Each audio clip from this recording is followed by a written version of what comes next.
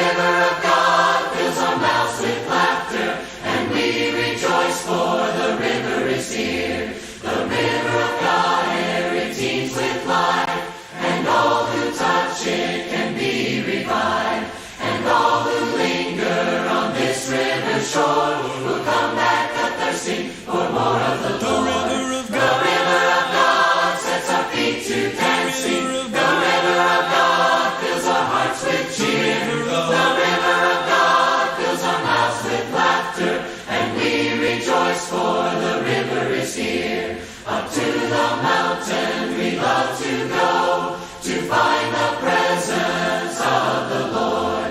Along the banks of the river we run, with dancing and laughter, giving praise to the Son. The river of God sets our feet to dancing. The river of God fills our hearts with cheer. The river of God fills our mouths with laughter, and we rejoice for the river is here. The river of God sets our feet to dancing. The river of God fills our hearts with cheer. The river of God fills our mouths with laughter, and we rejoice for the river is here. And we rejoice for the river is here. And we rejoice for the river is here. There's a fountain free, 'tis for you and me. Let us haste, oh haste to its spring. 'Tis the fount of love from the source above, and he bids us all freely drink. Will you come? Will you come to the fountain free? Will you come? Will you come? 'Tis for you and me. Thirsty soul, hear the welcome call. 'Tis a fountain open for all. There's a living stream with a crystal gleam. From the throne of life now it flows. While the waters roll, let the weary soul hear the call that forth freely goes. Will you come? Will you come to the fountain free? Will you come? Will you come? 'Tis for you and me. Thirsty soul, hear the welcome call. 'Tis a fountain open for all. 'Tis a fountain open for all.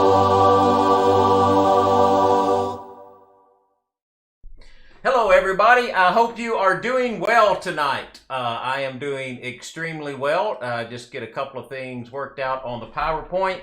We are getting ready to, we're going to have a great study tonight of 2 Kings chapter 17. 2 Kings chapter 17, there are a lot of incredible things that are going on in 2 Kings chapter 17. We're going to look at those, try to get you ready for Bible Bowl. And also, we're going to draw some really good practical lessons from 2 Kings 17. So I hope you're ready to jump into this. I will be using the New King James Version because that is the text that is used in Bible Bowl. I will also be monitoring both Facebook page chat rooms. So just have to give me a little latitude with that. But if you have a question, throw it on Facebook if you're there. We had to take the chat box off of the website. Hopefully before long we can work something out and get that back. But we are going to jump into 2 Kings chapter 17, use the New King James Version, and we will jump right into this. Hopefully maybe 30 minutes of lesson, then a few questions, maybe a little more than that. Depends on how many questions you have and how far and how much I talk about. But anyway, hope you're having a great evening, and hope that this Wednesday finds you well. Hope you're staying safe. Hope you're staying healthy. Maintain all of your social distancing. I know you're probably getting tired of hearing that by now, but we need to continue to do that and to try to keep everybody as safe as we possibly can. So 2 Kings chapter 17. In the 12th year of Ahaz, king of Judah, Hoshea, the son of Elah, became king of Israel in Samaria, and he reigned 9 years. He did evil in the sight of the Lord, but not as the kings of Israel who were before him. Shalmaneser, the king of Assyria, came up against him, and Hoshea became his vassal and paid him tribute money. And the king of Assyria uncovered a conspiracy by Hoshea, for he had sent messengers to So, king of Egypt, and brought no tribute to the king of Assyria, as he had done year by year. Therefore the king of Assyria shut him up and bound him in prison. So there are two main characters as we look at 2 Kings chapter 17. So the first major character is Hoshea. Hoshea is the last king of Israel. And the other major character is Shalmaneser IV. So first Hoshea, he's the last king of Israel. He reigned from 730 to 721. And 721 is the year that Samaria fell. And the divided kingdom of Israel lasted from 930 BC until 921 BC. So the divided kingdom lasted for 209 years. Now, the next major character is Shalmaneser IV. I'm sorry about that. I have to switch back and forth between screens to advance these PowerPoint slides, but I want you to be able to see those. So Shalmaneser V reigned from 727 to 722, maybe 721 BC. And he had a very short reign. He's replaced by Sargon II after a succession war. And there's a little question about Sargon II, if he was a brother of Shalmaneser, if he was Shalmaneser's son, or possibly they were not even related. Shalmaneser's father would have been Tiglath-Pileser III. So after his death, Shalmaneser becomes king of Assyria, and at that time, Assyria and controlled Babylon. So if you look at the Babylon records and the king records there, he actually uses Ulayu, however you pronounce that. Ulayu, that was his kind of his normal name, but then after he became king, he took the name of Shalmaneser, which means the god Shalmu is foremost. And whatever happened in the succession between Shalmaneser V and Sargon II, it wasn't very peaceful. It was a very difficult, tumultuous. He was probably removed from the throne through some type of uprising. And because of that, there's really no records for the reign of Shalmaneser V.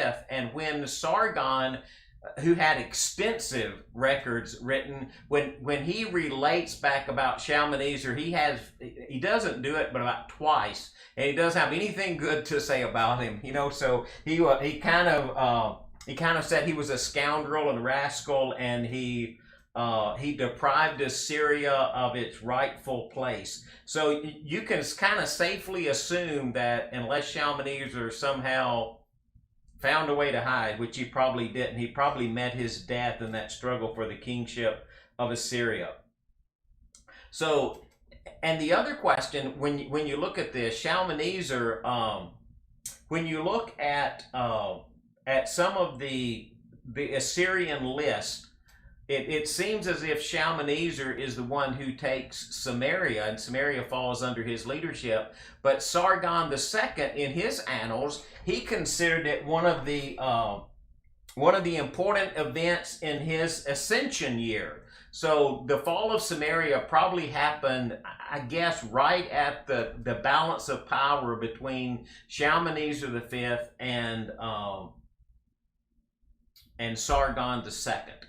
So, but Shalmaneser is in power for 5 years, and during that period of time, he fights against Samaria. It's a 3-year siege, and he does that because Hoshea, in a conspiracy, decides that he is not going to pay tribute tax to the king of Assyria anymore, and he's looking to Egypt for help. So if you go back and read some of Isaiah, that will make a lot of sense to you. So the major event that happens in this chapter is actually the fall of Samaria in 721. And I want to show you a map. I want to see if I can get a better version of this map up here for you. So you can see exactly what was happening in this time period. So if you look at the map, this area, let's zoom in a little bit. So this is the area of Samaria right here. And then the Assyria is in this region up here. And the text tells us that when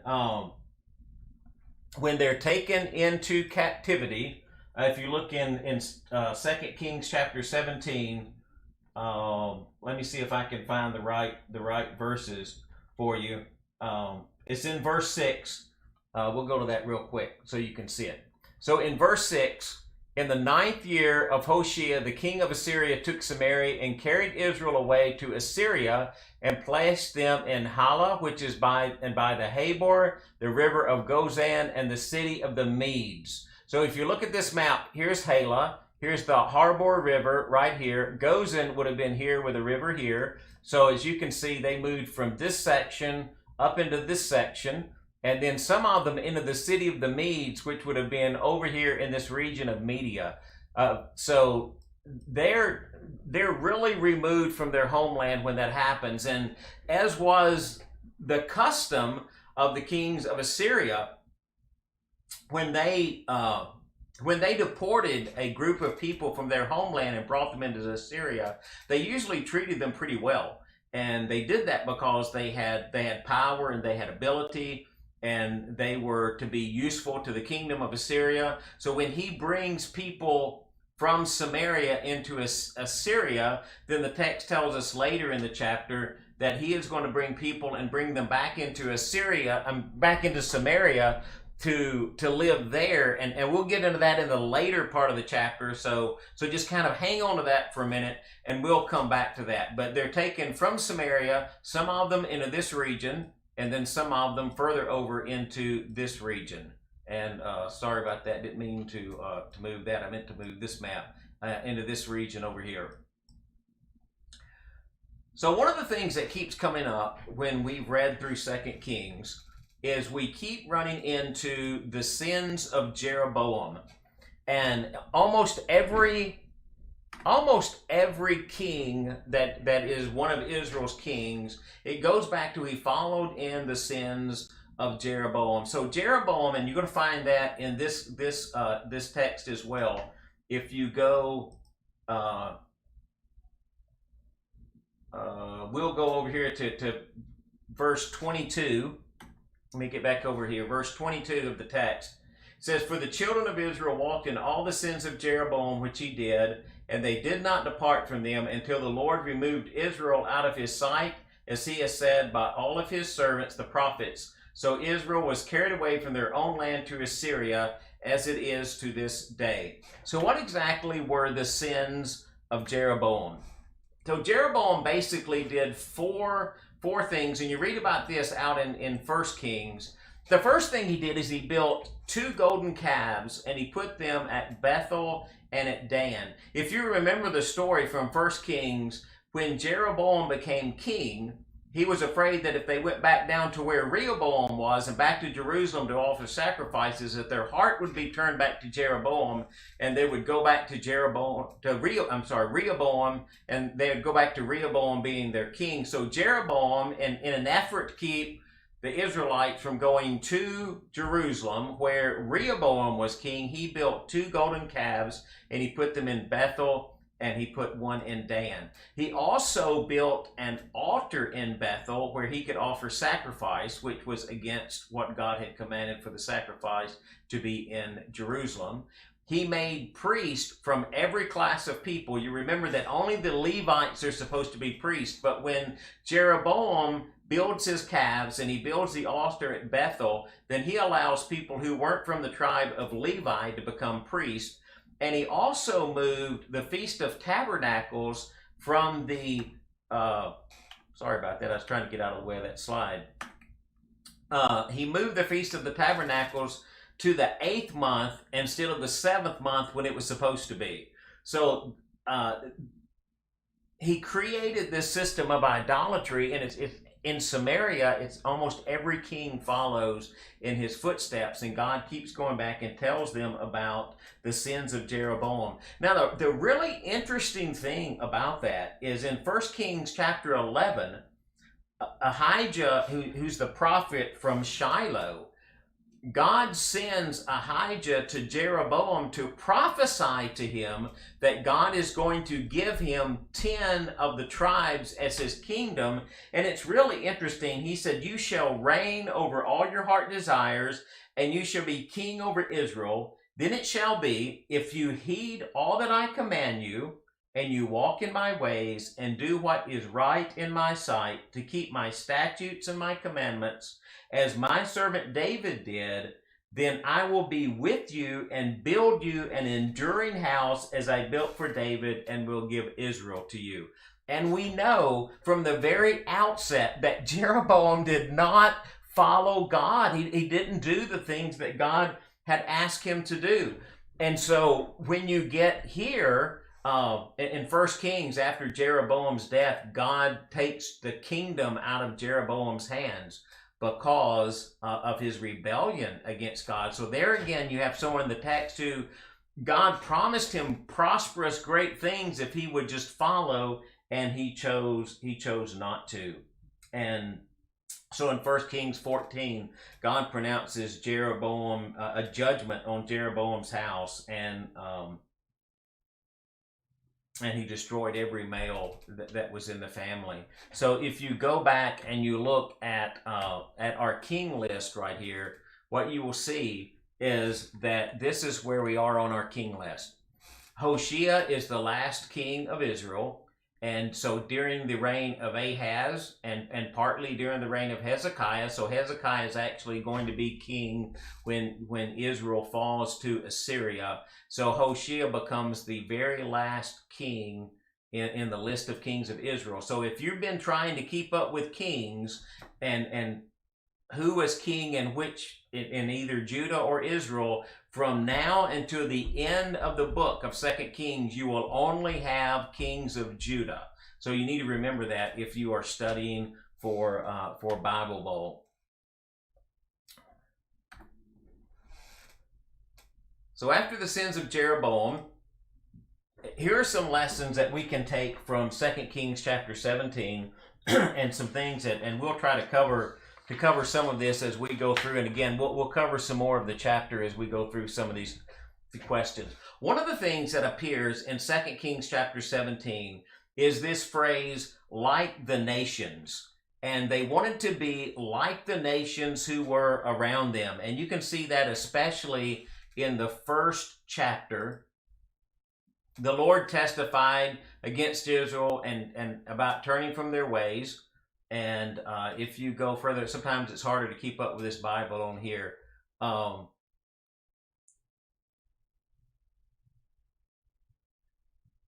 They feared other gods. For so it was that the children of Israel had sinned against the Lord their God, who had brought them up out of the land of Egypt, from under the hand of Pharaoh, king of Egypt. And they had feared other gods, which mean they served other gods, and they reverenced other gods, and had walked in the statutes of the nations whom the Lord had cast out before the children of Israel, and the kings of Israel, which they had made. And so they set up for themselves high places and pillars and sacred images. We'll talk about all of those in just a minute. So this idea that they wanted to be like the nations who were around them. So they feared other gods in chapter 17, verse 8. They rejected God's statutes, and they rejected his covenants. I may have this on a slide for you. So they feared other gods and walked in the statutes of the nations. It also says in chapter 17, they rejected God's statutes and covenants. It also says they did not keep God's commandments. And so we're going to read chapter 17, verses 34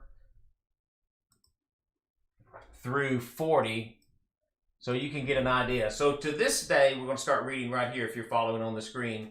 To this day, they continue practicing the former rituals. They do not fear the Lord, nor do they follow their statutes or their ordinances or the law and commandment which the Lord had commanded the children of Jacob, whom he named Israel, with whom the Lord had made a covenant and charged them, saying, You shall not fear other gods, nor bow down to them, nor serve them, nor sacrifice to them, but the Lord who brought you up from the land of Egypt with great power and an outstretched arm, him you shall fear, him you shall worship, and to him you shall offer sacrifice.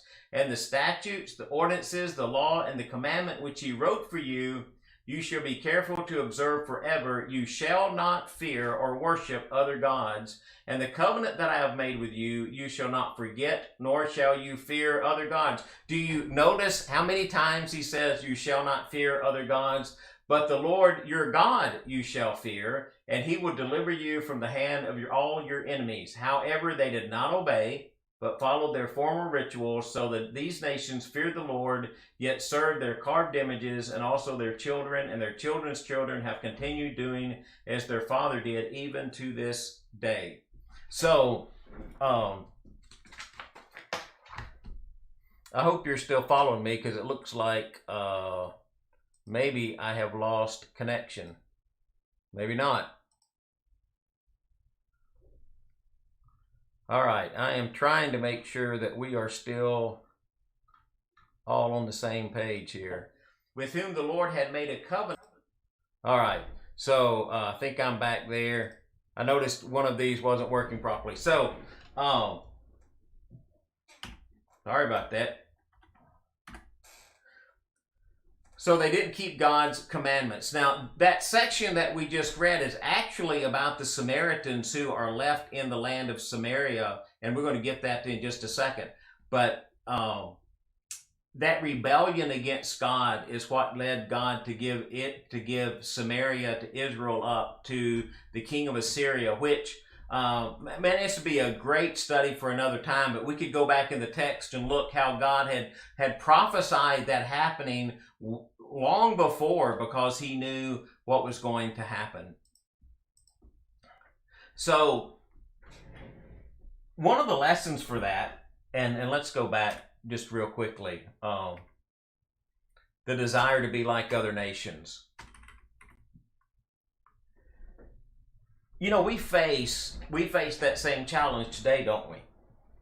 We live in a culture that, I mean, I think it's fair to say that largely doesn't follow God's law or God's commands. And we're faced with this challenge in the culture and the society that we live in, that we are God's unique, chosen, called out people, and we hold each other to a higher standard because of the faith that we have in Jesus Christ. So, I mean, if you just look at our world right now, any type of discrimination is sin, because God doesn't show favoritism. So whether that's by race or by gender, by nationality, where it's regional, if it's economic, if it's social, we're called to a higher standard where we treat everyone the same, because God doesn't show favoritism, so we don't show favoritism. Any deviation from God's law, that we try to be more like the culture, the nations around us, and we don't hold to God's high view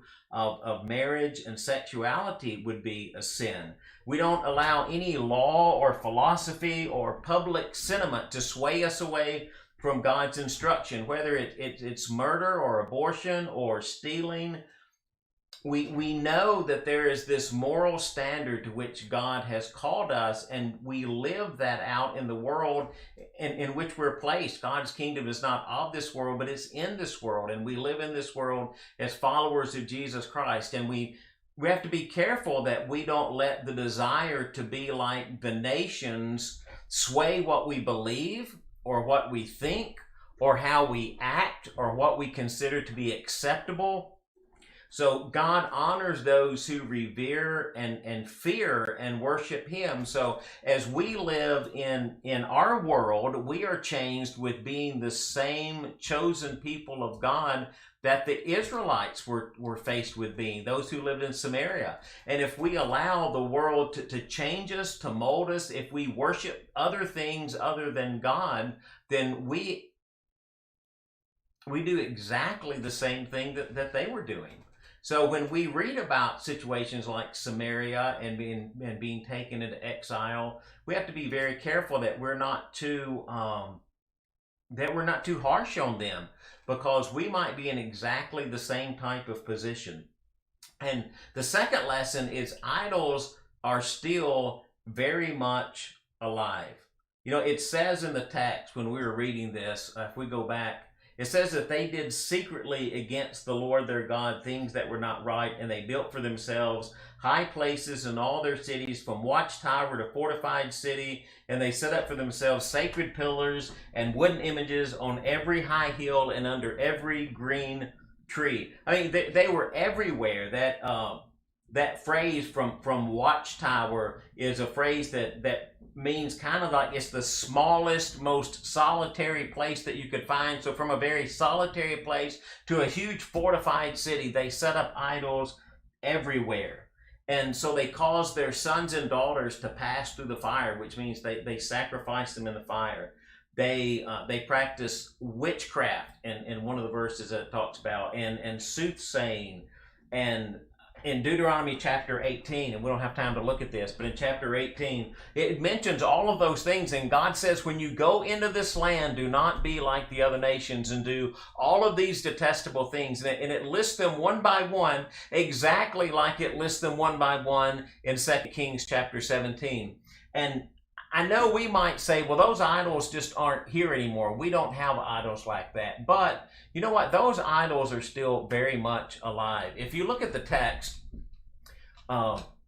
in verse 29, and let's just read this. However, every nation continued to make gods of its own and put them in the shrines on the high places which the Samaritans had made, every nation in the cities where they dwelt. The men of Babylon made Succoth-Benoth.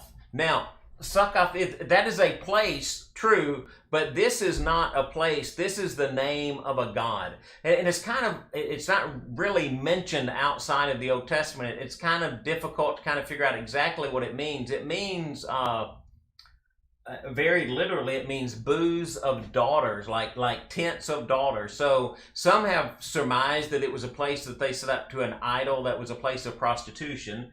There in 2 Kings chapter 23, we'll get there later, there's this thing where they're making little houses for the Ashtaroth, and maybe that's what this is. Maybe this was a place where they made those little houses. Some think that's what it was. Ezekiel kind of mentions that. Not really sure what this god was. The men of Cuth made Nergal. Actually, Nergal we know outside of the Bible with some extra biblical sources, and that was a god of was god of the underworld, of fire and famine and plagues and death.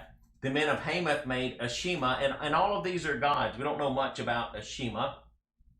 The Avites made Nibhah and Tartak. The Sephirites burned their children in fire to Adramelech and Anamelech. So all of these gods, so those aren't places, those are gods. And they set these gods up, the Samaritans who came in and resettled the land. And so they continued to practice and worship and follow those gods. And we may not have an actual god that sits out there, but you know, the idols are still very much alive because we worship the things that they represent, whether that would have been money, or it would have been sex, or it would have been love, or power, or good fortune, or rain, or sun, or crops, or substance, or for life, or fuel. I mean, whatever that they were worshiping. And if we're not careful, we end up worshiping the same things. We just don't have an idol. We just don't have a God out in front of us. And I think one of the lessons from that is that the core problem, the heart of idolatry, is the failure to trust God. And instead of worshiping all of these things that they felt controlled the world that they lived in and gave them good things in the world that they lived in, worship the God who created all things. That is the beauty of Genesis chapter 1. No matter, everything is created by God and for God. It is all God's. So if you're worshiping the sun, God made the sun, or the moon, God made the moon. If you're looking for good fortune, God is the one who controls the things that happens in this world. They're all His. Whatever they are, He takes responsibility for those. And the heart of idolatry is when we choose to worship something or trust in something other than God. So it's our failure to trust God and what He can do for us. So the third thing, the third lesson, and this is a great lesson from 2 Kings chapter 17. God reached out and nobody listened. God tried. He warned them. He sent them prophet after prophet after prophet, but they did not listen to what He had to say. And in the first part, and if you read through 2 Kings chapter 17, you'll see verses like, and He said by all of His servants, the prophets. You'll see verses that talk about how God, for example, verse 13, yet the Lord testified against Israel and against Judah and by all of His prophets, every seer, saying, turn from your evil ways and keep my commandments and my statutes, according to all the law which I commanded your fathers, which I sent to you by my servants, the prophets. But they wouldn't hear, and they stiffened their necks like the necks of their fathers who did not believe the Lord their God. So, how has God reached out to you? God through the Bible, through the sending of His Son, through the gift of the Holy Spirit, through the testimony of other people who are around you, by His own good fortune, the things that He does. God reached out and nobody was listening. So I just ask you, please, one of the lessons from 2 Kings chapter 17, stop in your world long enough, please, to let God communicate and you listen. Listen to what God has to say. When God gives us moral precepts in the law and He tells us don't do this or don't do that, or those are for our good. When He tells us to do certain things, love your neighbor and treat people the way that you want to be treated, those are all great things to bless your life. So listen to the things that God is trying to tell you. Now, the second thing that happens in this chapter, and this is the second half of 2 Kings chapter 17, is the resettlement of the land. So God, when He moves, when the Samaritans are deported from the land and they go to those regions of Assyria, the king of Assyria bring people from Babylon, which, remember, it's under Assyrian control at this time in history. Babylon, Cuthah, Abba, Hamath, and the Seraphim, which, they're the ones who made all of the gods that we just went through. But when they got there, and they started dwelling there, they did not fear God. They didn't worship God. So God sent lions among them, and the lions were killing them. So they sent messengers back to the king of Assyria and said that the nations that you've placed and removed and put in the cities of Samaria do not know the rituals of the God of the land, and He sent lions among them, and indeed they are killing them because they do not know the rituals of the God of the land. So the king of Assyria went and he took one of the priests, and he sent one of the priests back to the land, and then one of the priests whom they had carried from Samaria came and dwelt at Bethel and taught them how they should fear the Lord. And although he taught them how they should fear the Lord, that second part that we've already looked at most of the details of that, they feared the Lord, yet served their own gods according to the rituals of the nations from whom they were carried away. So they followed God, but they also worshipped all of the other gods from their homelands. And the word Samaritan, however, every nation continued to make gods of its own and put them in the shrines on the high places which the Samaritans had made every nation in the cities where they dwelt.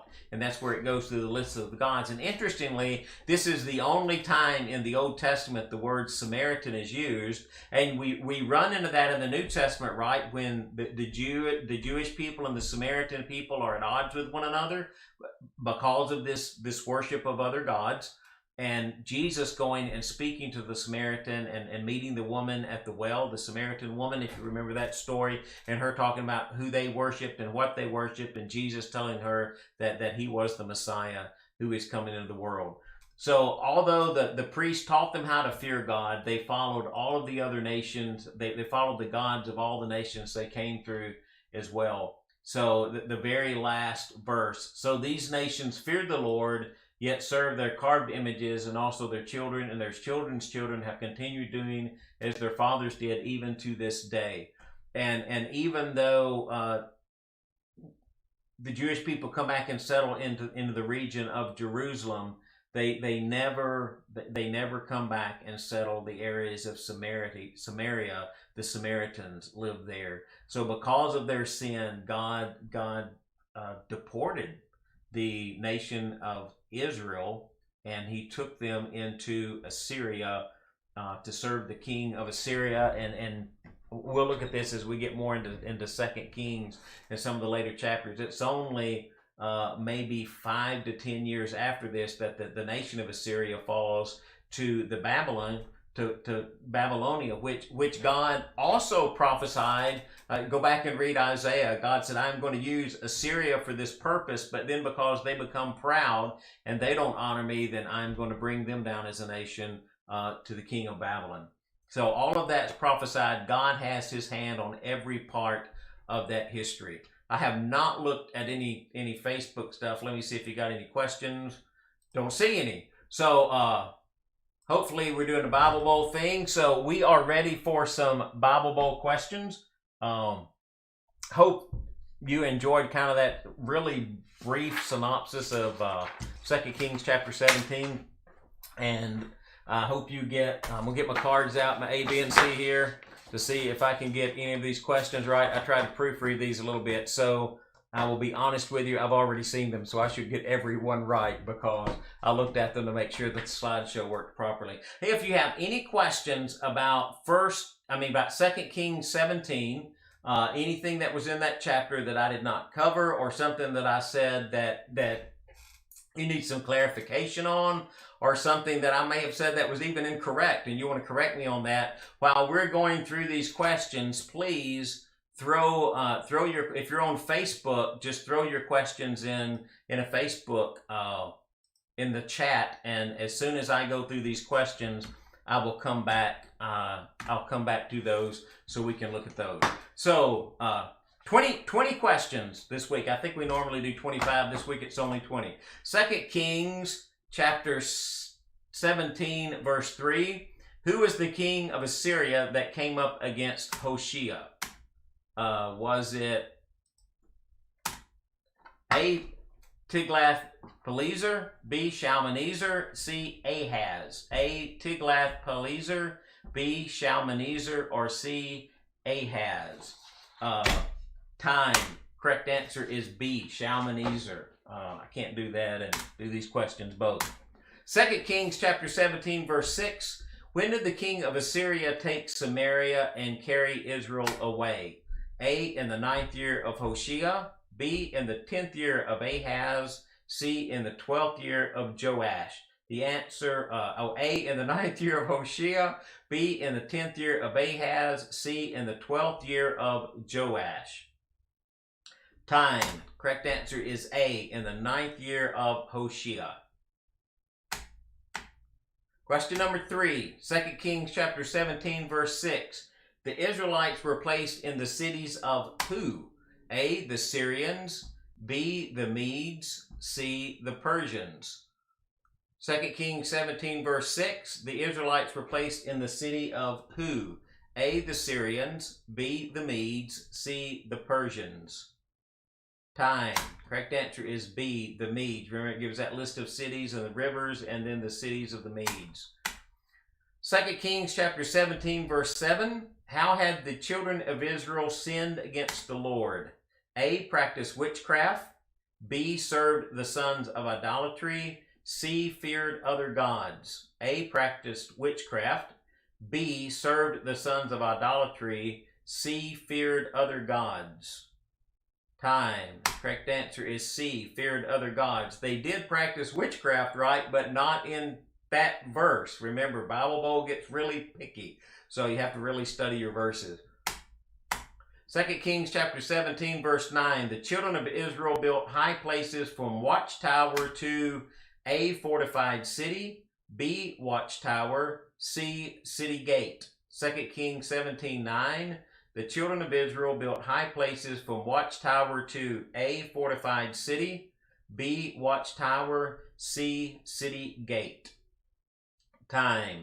The answer is A. Fortified city. It's kind of from watchtower, kind of from the smallest place to the largest place. 2 Kings chapter 17, verse 12. What did the Israelites do that the Lord had said to them, "You shall not do this thing"? A. Attacked the Assyrians. B. Paid tribute to Tiglath-Pileser. C. Served idols. 2 Kings 17:12. What did the Israelites do that the Lord had said to them, "You shall not do this thing"? A. Attacked Assyria.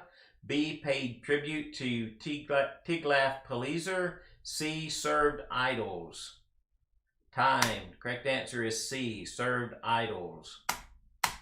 2 Kings chapter 17, verse 13. Through whom did the Lord testify against Israel? A. Kings. B. Prophets. C. Priests. 2 Kings 17, verse 13. Through whom did the Lord testify against Israel? A. Kings. B. Prophets. C. Priests. Time. Correct answer is B. Prophets. 2 Kings chapter 17, verse 14. How did the Israelites respond to the prophets who testified against them? A. They killed them. B. They expelled them from the land. C. They stiffened their necks. 2 Kings chapter 17, verse 14. How did the Israelites respond to the prophets who testified against them? A. They killed them. B. They expelled them from the land. C. They stiffened their necks. Time. Correct answer is C. They stiffened their necks. 2 Kings chapter 17, verse 18. What was the only tribe left after the Lord removed Israel from his sight? A. Judah. B. Gad. C. Galilee. What was the only tribe left after the Lord removed Israel from his sight? A. Judah. B. Gad. C. Galilee. Time. Correct answer is A. Judah. 2 Kings chapter 17, verse 20. The Lord rejected all the descendants of Israel and delivered them into A. the hand of their forefathers, B. the hand of their enemies, C. the hand of plunderers. 2 Kings chapter 17, verse 20. The Lord rejected all of the descendants of Israel and delivered them into A. the hand of their forefathers, B. the hand of their enemies, C. the hand of plunderers. Time. Correct answer is C. the hand of plunderers. 2 Kings 17:21. Who had the Lord torn Israel from? A. King Solomon. B. the house of Ahaz. C. the house of David. 2 Kings 17:21. Whom had the Lord torn Israel from? A. King Solomon. B. the house of Ahaz. C. the house of David. Time. Correct answer is C. the house of David.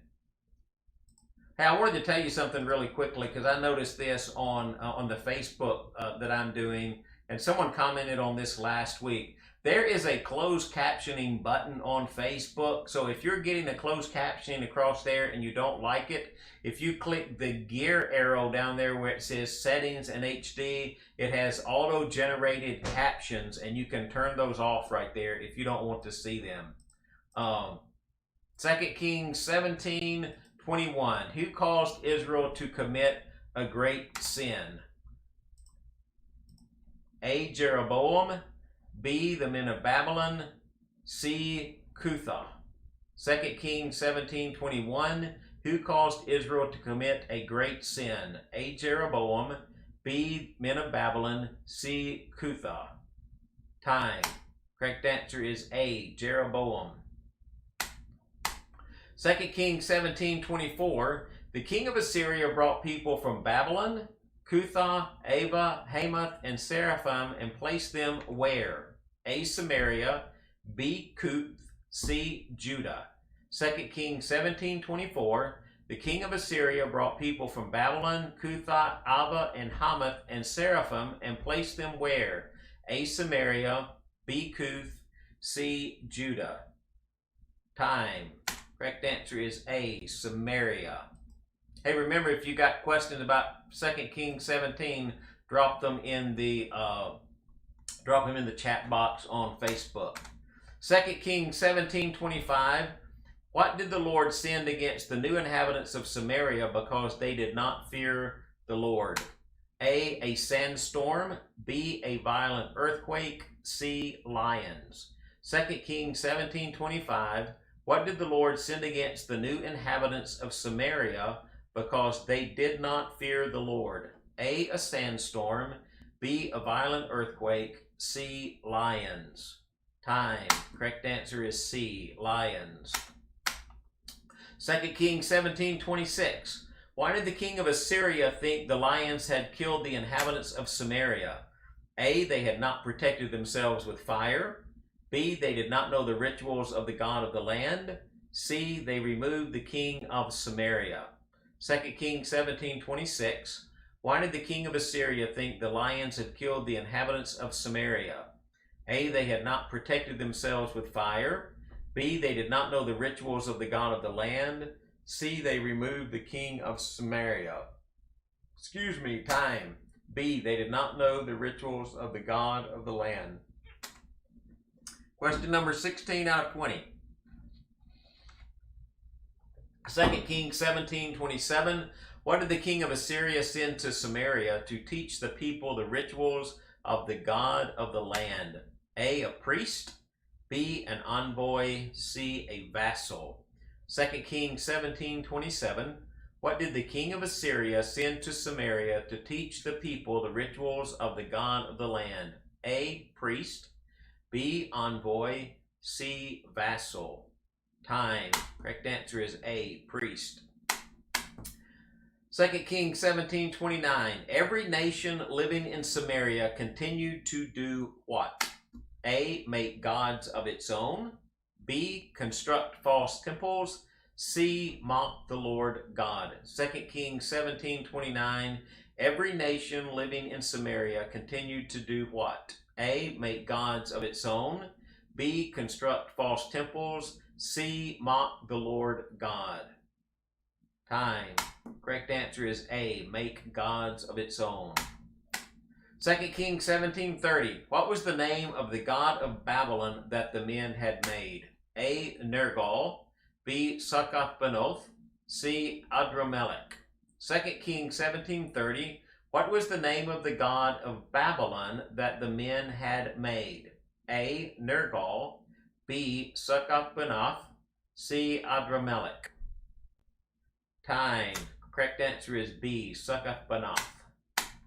2 Kings 17:40. The people of Samaria did not obey, but did what?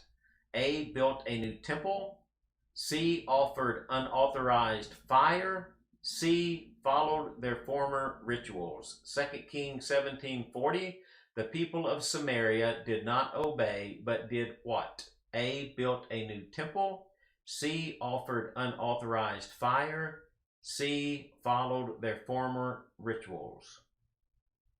Time. Correct answer is C, followed their former rituals. Last question. 2 Kings 17:28. Where did the priests live that taught the Samaritans how they should fear the Lord? A, Egypt, B, Babylon, C, Bethel. 2 Kings 17:28. Where did the priests live that taught the Samaritans how they should fear the Lord? A, Egypt, B, Babylon, C, Bethel. Time. Correct answer is C, Bethel. All right, so that concludes all of the questions. Hope you got every one of those right. I did, but again, I had already gone through them, so that was kind of unfair, wasn't it? But thanks to Cheryl Kilgore for making those. She makes questions for us every week, and I really appreciate that. I didn't get any questions in the Facebook chat, so I must have explained that chapter completely right, or just have no idea. But thanks for being here and listening to that. I think the core lesson of 2 Kings chapter 17 is follow God, honor Him, fear Him. Don't try to model yourself or your lifestyle or your morals by the world around you or by the nations around you or what other people think. Anchor your hope, your trust, your thoughts, your philosophy, your morals, your standards. Anchor everything in God and the way that He has revealed Himself through the Lord Jesus Christ. So please take that lesson from 2 Kings chapter 17. If the Israelites, if those in Samaria had continued to honor their God, God would have continued to bless them. But they didn't honor, and being sent into captivity actually was a way of discipline. And sometimes God needs to discipline His people. So just please keep that in mind. Hope you've enjoyed 2 Kings chapter 17. We will be back on a live stream Sunday morning at 10 o'clock. And then we'll be back on live stream again Wednesday at 7. I think if everything continues to go according to plan, and we'll keep you updated on this, but if everything continues to go according to plan, I think we're planning to start Bible classes back the first Sunday in August. And I know there are a lot of things going on, so we'll wait and see how that works out and how those things happen. But hopefully we can start Bible classes back in person the 1st of August. But until then, Wednesday night and Sunday morning, we will be live streaming, and I hope you tune in. Hope you have a great weekend. Hope you have an incredible 4th of July. Hope you get to do something fun. Hope you stay safe. Hope you stay healthy. And may God bless you, and may God keep and watch over you through this weekend. Thanks for joining. Thanks for being here, and I will see you again Sunday morning.